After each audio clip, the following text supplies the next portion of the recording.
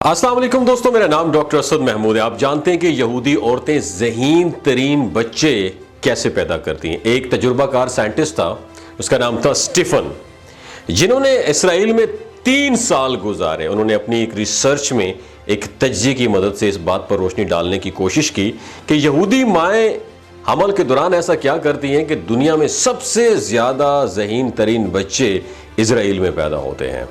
ان کی جو بھی نئی نسل آتی ہے وہ اپنے خاص لائف سٹائل کے سبب ان کے اندر کمال درجے کی خوبیاں اور صلاحیتیں موجود ہوتی ہیں، اور یہی وجہ ہے کہ ان کا ہر ایک بندہ انتہائی قابل اور جینیس ہوتا ہے۔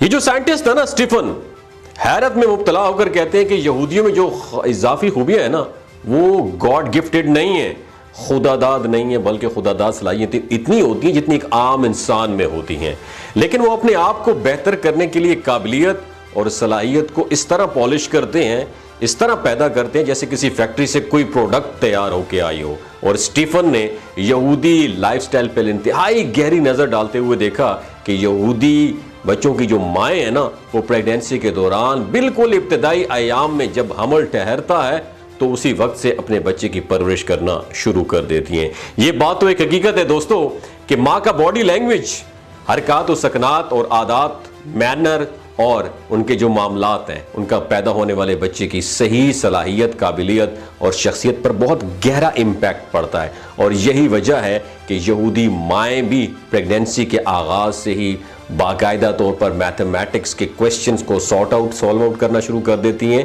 اور حمل کے دوران وہ بہت زیادہ خوش رہتی ہیں۔ ان کی خوراک کا پورا خیال رکھا جاتا ہے۔ ایک دن وہ بتاتے ہیں کہ جب میرا پیمانہ لبریز ہو گیا، جواب دے گیا جب میرا صبر، تو میں نے ایک خاتون سے آخرکار پوچھ لیا کہ آپ پیدا ہونے والے بچے کے لیے یہ سب کچھ کر رہی ہیں؟ تو اس نے جواب میں کہا کہ ہاں بالکل، جی ہاں، بچوں کو ٹرین کرنے کے لیے ہمیں سب کچھ کرنا پڑتا ہے تاکہ وہ بعد میں ہوشیار اور جینیس بن سکے۔ انہوں نے یہ بھی بتایا کہ اس طرح بچے کی پیدائش تک ریاضی کے سوالات ہم حل کرتی رہتی ہیں، اور گانے کے بارے میں میرا خیال تھا کہ یہ شاید پرسکون اور خوش ہونے کے لیے بجایا جاتا ہے، لیکن مجھے حیرت ہوئی جب مجھے یہ پتہ چلا کہ یہودی سائنسدانوں کی ریسرچ یہ ہے کہ پیانو اور وائلن کی پریکٹس سے پیدا ہونے والے بچے کی عقل بڑھتی ہے، اور یہی وجہ ہے کہ پیدا ہونے والا بچہ جو ہے انتہائی چست ہوتا ہے۔ انہوں نے مزید کہا کہ میوزک کی جو وائبریشن ہوتی ہے وہ دماغ کی گروتھ کے لیے بہت زیادہ ضروری ہے۔ بچے پیدا ہونے کے بعد بھی بچے کو پیانو، وائلن اور میوزک کی باقاعدہ پریکٹس کروائی جاتی ہے۔ اسٹیفن نے جو دوسری چیز کا معائنہ کیا تھا کہ حاملہ عورت جو ہے نا وہ خوراک کیا کھاتی ہیں، وہ بتاتے ہیں کہ اسرائیلی خواتین خوراک میں ہمیشہ بادام، کھجور، دودھ اور مچھلی کھاتی ہیں، یہاں تک کہ سلاد میں بھی بادام اور دیگر گری میوے مکس کر کے کھاتی ہیں۔ اسرائیلی معاشرے کا یقین اور تحقیق ہے کہ مچھلی دماغ کی گروتھ کے لیے بہت زیادہ مفید ہے، اور یہودیوں کا یہ کلچر بھی ہے کہ حاملہ خواتین سمندری مچھلیوں کا تیل بھی استعمال کرتی ہیں۔ حاملہ خواتین کے لنچ اور ڈنر میں بھی مچھلی ضرور شامل ہوتی ہے۔ مجھے ایک ڈنر پر بلایا گیا، وہ یہودی جو سائنٹسٹ تھا، اس انگریز سائنٹسٹ جو تھا اسٹیفن، وہ کہتے ہیں کہ مجھے ایک ڈنر پر بلایا گیا تو میں نے یہ نوٹ کیا کہ اسرائیلی اور یہودی خواتین گوشت کی بجائے مچھلی کھانا پسند کرتی ہیں، کیونکہ ان کا ماننا ہے کہ مچھلی اور گوشت اکٹھے کھا لیے جائیں تو ان کا ہمارے جسم کو کوئی خاص امپیکٹ نہیں پڑے گا اس سے، لیکن اگر صرف مچھلی کھائی جائے تو بہت زیادہ فائدہ پہنچتا ہے۔ اور ڈنر میں سلاد، میوہ اور بادام لازمی ہوتے ہیں، جبکہ اسرائیلی اور یہودیوں کی حاملہ خواتین جب بھی فروٹ کھاتی ہیں تو کھانے سے پہلے کھاتے ہیں۔ ان کا کہنا ہے کہ اگر آپ کھانے کے بعد فروٹ کھائیں گے تو اس سے آپ کے جسم میں اور آنے والے بچے کے جسم میں سستی پیدا ہوتی ہے، جبکہ پیدا ہونے والے بچے کو اسکول میں سبق یاد کرنے میں بھی مشکل آتی ہے۔ اور حمل کے دوران اسرائیلی خواتین کو پرسکون ماحول فراہم کیا جاتا ہے، انہیں کوئی ذہنی پریشانی نہیں ہوتی، بلکہ ہر وقت ان کی سوچ مثبت، تعمیری اور بچے کی قابلیت کے لیے مصروف ہوتی ہے۔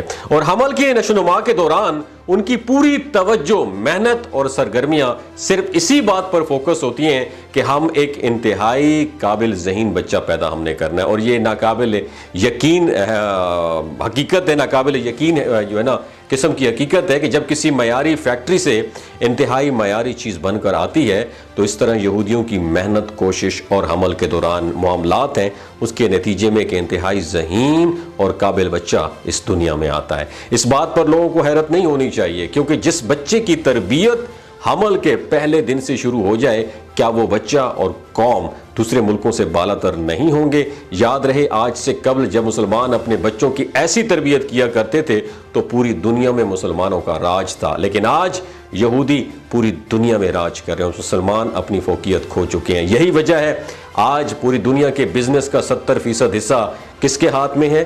یہودیوں کے ہاتھ میں ہے۔ اس وقت دنیا میں عالمی سطح پر ہونے والے فیصلوں پر یہودی پوری طرح اثر انداز ہوتے ہیں، بلکہ اکثر فیصلے تو ان کی مرضی کے مطابق ہوتے ہیں۔ اس کے علاوہ سیاسی طور پر یہودی دنیا کے بہت سے ممالک کی حکومتوں پر نہ صرف ڈائریکٹلی ان کا اثر انداز ہوتے ہیں یہ لوگ، بلکہ حکومتوں کو بھی کنٹرول کرتے ہیں، جبکہ اکثر ممالک کے جو حکمران ہیں یہودیوں کے ہاتھوں میں کٹ پتلی بنے ہوئے، اور وہ وہی کچھ کرتے ہیں جو یہودی ان کو کرنے کو کہتے ہیں۔ اور یہ بات بھی مشہور ہے کہ پوری دنیا کی میڈیا پر یہودیوں کا قبضہ ہے اور وہی میڈیا کو کنٹرول کرتے ہیں، اور عالمی سطح پر رائے عامہ کا رخ کسی بھی ڈائریکشن یہ لوگ موڑ سکتے ہیں۔ بڑی بڑی ملٹی نیشنل کمپنیاں یہودیوں کی، جن کا نیٹ ورک پوری دنیا میں موجود ہے، خاص طور پر فیشن، کاسمیٹکس، فوڈ آئٹمز، مشروبات، ہوٹلز، کمپیوٹر، انفارمیشن سسٹمز، اور اس کے بعد medicine, soft where, film industry, ہالی ووڈ، ایڈوانس ٹیکنالوجی میں ان سب کی سبقت سب کے سامنے ہے۔ تعلیم کے میدان میں بھی یہودی سب سے آگے ہیں۔ صرف آج تک ملنے والے نوبیل پرائز کو غور کر لیں تو حیرت ہوتی ہے کہ تمام انعامات حاصل کرنے میں یہودی سب سے آگے ہیں، کیونکہ اب تک مختلف شعبوں میں جو نوبیل انعامات یہودیوں کے حصے میں آئے ہیں، ان میں کیمسٹری کے 32، اکنامکس کے 25، لٹریچر کے 13، امن کے 9 اور فزکس کے 47، جبکہ بایولوجی اور میڈیسن کے 54 نوبل انعام بھی اسرائیلیوں کے حصے میں آئے۔ دوسری طرف صرف 2 مسلمانوں کو نوبیل انعام حاصل کرنے کا اعزاز حاصل ہے، اور یہی وجہ ہے کہ بعض لوگ نوبیل انعام پر تنقید کرتے ہیں کہ یہ زیادہ تر یہودیوں اور عیسائیوں کو دیے جاتے ہیں، حالانکہ ایسا بالکل بھی نہیں ہے۔ تمام انعامات زیادہ تر میرٹ کی بنیاد پر دیے جاتے ہیں۔ کسی بھی نوبیل یافتہ انعام جو ہے نا شخص کو اگر آپ دیکھ لیں، آپ یہ نہیں کہہ سکیں کہ یہ اس کو ڈیزرو نہیں کرتا۔ بات صرف اتنی ہے، آپ نے خود سوچنا ہے کہ آخر یہودی ہر میدان میں ہم سے آگے کیوں ہے؟ نیچے کامنٹ سیکشن میں اپنا ایکسپیرینس ضرور شیئر کیجئے۔ اپنا اور اپنی ساتھ جڑے رشتوں کا خیال رکھیے۔ اللہ حافظ۔ ایک انفارمیشن آپ کے ساتھ شیئر کرنا چاہتا ہوں کہ جو گلگت بلتستان کے لوگ ہیں نا، ان کی ایوریج عمر 90 سال سے بھی زیادہ ہوتی ہے۔ You know why? کیونکہ یہ لوگ شلاجیت استعمال کرتے ہیں۔ شلاجیت کے اندر 85 منرلز ہوتے ہیں۔ اگر آپ چیزوں کو جلدی بھول جاتے ہیں، آپ مردانہ کمزوری محسوس کرتے ہیں اور اولاد جیسی نعمت سے محروم ہیں، آپ کے سپرم کاؤنٹ کم ہے، ٹیسٹوسٹیرون ہارمون امبیلنس ہے، آپ سدا بہار جوان نظر آنا چاہتے ہیں، خون کی کمی کو دور کرنا چاہتے ہیں، ہڈیوں جوڑوں کے دردوں سے نجات حاصل کرنا چاہتے ہیں، موٹاپا کم کرنا چاہتے ہیں، تو شلاجیت ضرور استعمال کریں۔ ایک بات دماغ کی کھڑکی کو کھول کے سننی ہے، ہمیشہ یاد رکھنی ہے، ہمیشہ آرگینک اور قدرتی چیزوں کا استعمال کریں، اور کیمیکل والے فوڈ سپلیمنٹ خدارا آپ نے استعمال نہیں کرنے۔ اگر آپ شلاجیت کو آرڈر کرنا چاہتے ہیں تو نیچے دیے گئے نمبر پر رابطہ کریں۔ 3 باتوں کا آپ نے خیال رکھنا ہے، کوئی بھی نہیں بتائے گا آپ کو۔ حاملہ خواتین، ہائی بلڈ پریشر میں مبتلا افراد، اور 15 سے جو 20 سال کی نوجوان نسل ہے جو غیر شادی شدہ ہے، ایوی سیکشل پاور کو بوسٹ کرنا چاہتی ہے، تو ڈاکٹر کی ایڈوائس کے بغیر شلاجیت استعمال نہ کریں۔ باقی سارے لوگ بے دڑک گرمیوں اور سردیوں میں استعمال کر سکتے ہیں۔ بہت شکریہ۔